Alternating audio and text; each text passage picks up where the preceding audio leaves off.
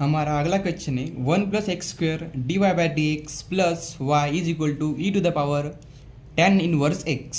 तो सबसे पहले हम इसे इक्वेट करेंगे हमारे लीनियर इक्वेशन के साथ, that is an dy/dx plus p y is equal to q. ये जो टर्म यहाँ पे एक्स्ट्रा में है 1 + x², तो हम इसी इक्वेशन को divide by 1 + x² to both side, तो हमें क्या मिलेगा 1 + x² डिवाइड बाय 1 + x², ये dy/dx प्लस y को यहाँ पे हम डिवाइड को लिखेंगे 1 + x² is equal to e to the power tan inverse x और डिवाइडेड बाय 1 + x²। सो ये यहाँ से कट हो जाएगा, ये हो जाएगा 1 into dy/dx plus y into 1 + x² is equal to e to the power tan inverse x और डिवाइडेड बाय 1 + x²। तो अब हमें p मिल गया।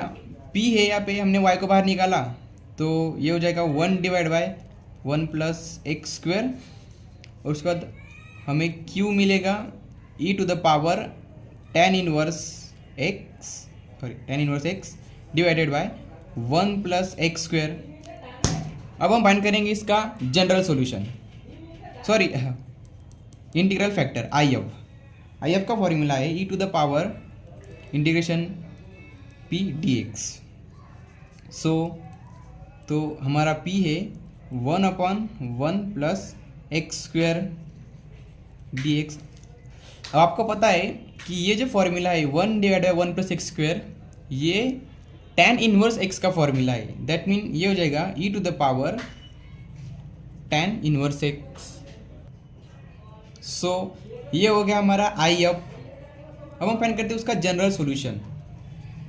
जनरल सॉल्यूशन का फॉर्मूला है integration q into IF dx।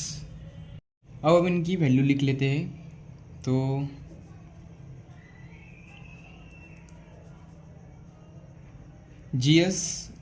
इसका फॉर्मूला ऐसा है IF इंटू y और फिर इंटीग्रेशन q है हमारे पास e to the power tan inverse x divide by 1 + x² और IF है हमारे पास e to the power tan inverse.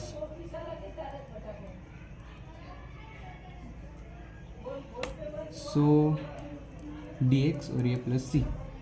अब इसे इंटीग्रेट करना है तो सबसे पहले हम इसे अंदर मल्टीप्लाई कर देते, तो ये हो जाएगा e to the power 2 tan inverse x divide by 1 + x²। अब यहाँ पे हमें एडजस्टमेंट करनी पड़ेगी कि put t is equal to tan inverse x हमेशा अज्यूम करना पड़ेगा। अब हम 12th स्टैंडर्ड से एक बात पढ़ते आए हैं कि जब भी हम किसी इंटीग्रेशन में कोई वैल्यू मतलब वेरिएबल पुट करते तो हम उसे डिफरेंशिएट करते हैं। तो ये dt का डेरिवेटिव हो जाएगा dt/dx और ये tan का डेरिवेटिव है, सॉरी tan इनवर्स का डेरिवेटिव है 1/1 + x²।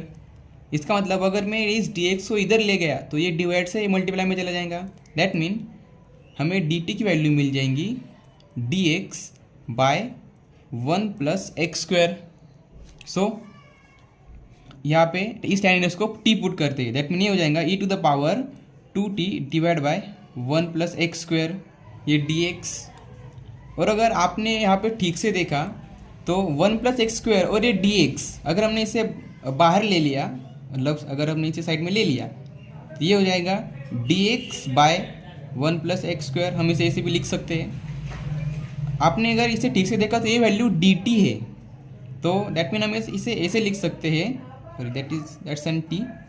हम इसे ऐसे लिख सकते हैं integration e to the power 2t dt। हमने इसे dt के साथ रिप्लेस कर दिया। अब हम इसका इंटीग्रेशन ले सकते हैं। यहाँ पे वेरिएबल t है, विद रिस्पेक्ट टू t हम उसका इंटीग्रेशन ले रहे हैं। तो आपको पता है ई रेस टू इसका integration e raise to x ही होता है। बट यहाँ पे जो नंबर आया है इसका हमें इस टर्म का डेरिवेटिव जो यहाँ पे अलग अलग वेरिएबल है तो उसका डेरिवेटिव हमें नीचे लिखना पड़ेगा। अब 2t का डेरिवेटिव रहेगा विद रिस्पेक्ट टू t, ये रहेगा 2 और यहाँ पे प्लस c। अब आपको कन्फ्यूजन होगा कि ये 2 नीचे कैसे आया। तो सबसे पहले मैं आपको वो फॉर्मूला लिख कर बताता हूँ। ये है इंटीग्रेशन, ये bracket integration e to the power at अगर होगा विद रिस्पेक्ट टू dt तो हम इसका इंटीग्रेशन लिखते हैं e to the power at divide by derivative of that at। अगर आपने यहाँ पे देखा तो ये है 2t का डेरिवेटिव आएगा सिर्फ 2, तो मैंने यहाँ पे इसे लिख लिया।